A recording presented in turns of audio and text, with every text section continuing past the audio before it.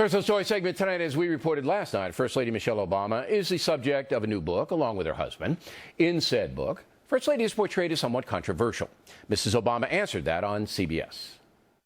I guess it's more interesting to imagine this conflicted situation here and a strong woman and but that's been an image that people have tried to paint of me since, the day Barack announced that I'm some angry black woman.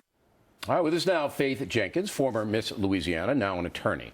So, what do you think Michelle Obama is disturbed by? What is bothering her about this latest round off this book?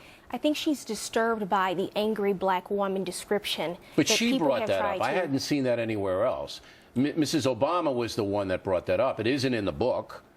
Well, she brought up the actual phrase angry black woman because that's a way that she has been portrayed by a lot of people in the media, by a lot of high-profile people in the media. Really? Yes, Bill. In early 2008, the months leading up to the presidential election, there were several high-profile individuals that used certain words to describe Michelle Obama that tended to implicate that she was a part of this stereotype of an angry black woman. They called her style black militant. They said that she was bitter and angry. They said she seemed to have a chip on her shoulder. And it was the cumulative... So you see all this as code for a cliche. Yes. Okay. Are you angry? Are you an angry woman?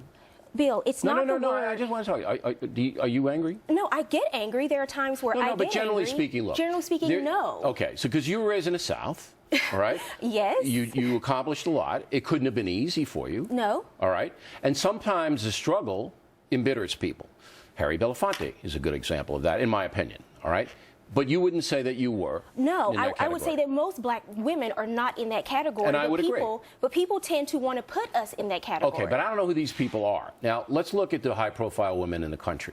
Oprah Winfrey, the biggest. Well, according to Cal Thomas, she's the only non-angry black woman on television. All right, but we'd all agree that Oprah Winfrey's not an angry black woman. No, yes, we would agree to that. Queen Latifah, new movie out today, and a big star. I don't think she's an angry black woman, do you? No, I don't. Okay, so she's another black woman role model. So you have Oprah, you have Queen Latifah. I went through my mind today and said, who is now representing the angry black women of the world in the media? And I couldn't come up with anybody. Bill, I can tell you what happens. It is a stigma. It's not just a woman who represents that. It is a stigma that attaches to women in leadership positions when they are told you are being too outspoken. Strength does not mean anger. Is it about color, though, or all women get that? Bill, any woman can be described as angry, but the stigma somehow attaches to black women when they are people in positions of power and leadership, and when they show strength or passion or speak out on an issue that's important to them. I respect the fact that you came in here very much. Condoleezza Rice.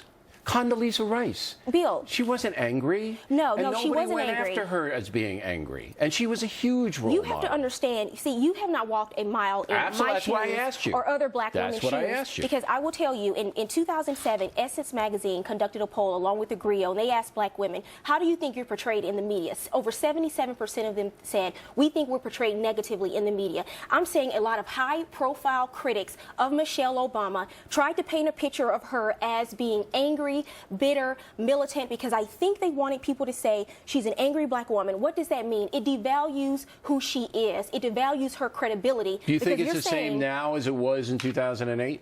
Do you think that or has she gotten past that?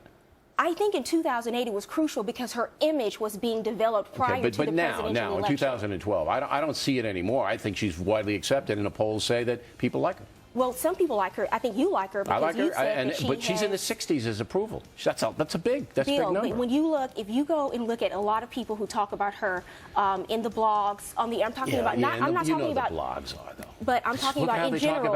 How many people now use that as a way to describe her? And I think it started in 2008. Ms. Jenkins, I think it's more political than racial. I really do, but I could be wrong. And we really appreciate you coming on in here. Thank you very much. Good debate.